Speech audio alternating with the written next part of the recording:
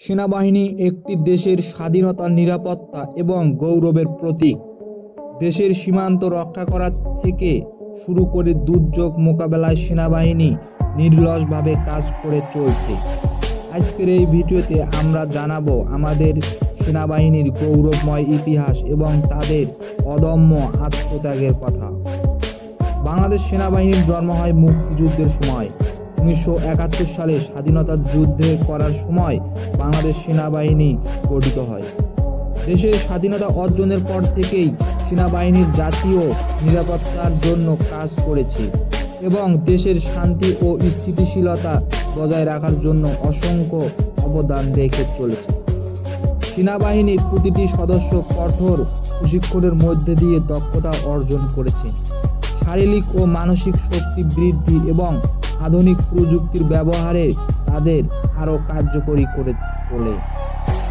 এই প্রশিক্ষণের ফলে তারা সর্বদা দেশের জন্য প্রস্তুত থাকেন এবং যে কোনো পরিস্থিতিতে সাহসিকতার সাথে দায়িত্ব পালন করেন। বাংলাদেশ সেনাবাহিনী কেবল দেশে নয়, আন্তর্জাতিক পর্যায়েও তাদের কৃতিত্বের জন্য পরিচিত। জাতিসংঘের শান্তিরক্ষা মিশন বাহিনী অংশগ্রহণ হিসেবে বাংলাদেশ সেনাবাহিনী বিশ্বসেরা দেশের বিভিন্ন শান্তিরক্ষায় গুরুত্বপূর্ণ ভূমিকা পালন করেছে। তাদের এই অবদান বিশ্বব্যাপী প্রশংসিত রয়েছে। দেশের বিভিন্ন প্রাকৃতিক দুর্যোগ যেমন বন্যা, সাইক্লোন, ভূমিকম্প সেনাবাহিনী জনগণের পাশে দাঁড়ায়। সাহায্য প্রদান, উদ্ধার কাজ পরিচালনা এবং পুনর্বাসন সহ বিভিন্ন মানসিকতা কাজের মাধ্যমে তারা দেশের জনগণকে সহায়তা করে থাকে। এটি তাদের মানবিক ও দেশপ্রেমিক চেতনার এক উজ্জ্বল দৃষ্টান্ত। বাংলাদেশ সেনাবাহিনী তাদের গৌরবময় এবং অতীত এবং অঙ্গীকারের সাথে দেশের নিরাপত্তা ও শান্তির প্রতীক হিসাবে মর্যাদা কাজ করে চলছে। ভবিষ্যতে তারা আরও আধুনিক প্রযুক্তি এবং দক্ষতার মাধ্যমে দেশের সুরক্ষায় ও আরও আগ্রহী ভূমিকা পালন করতে প্রস্তুত।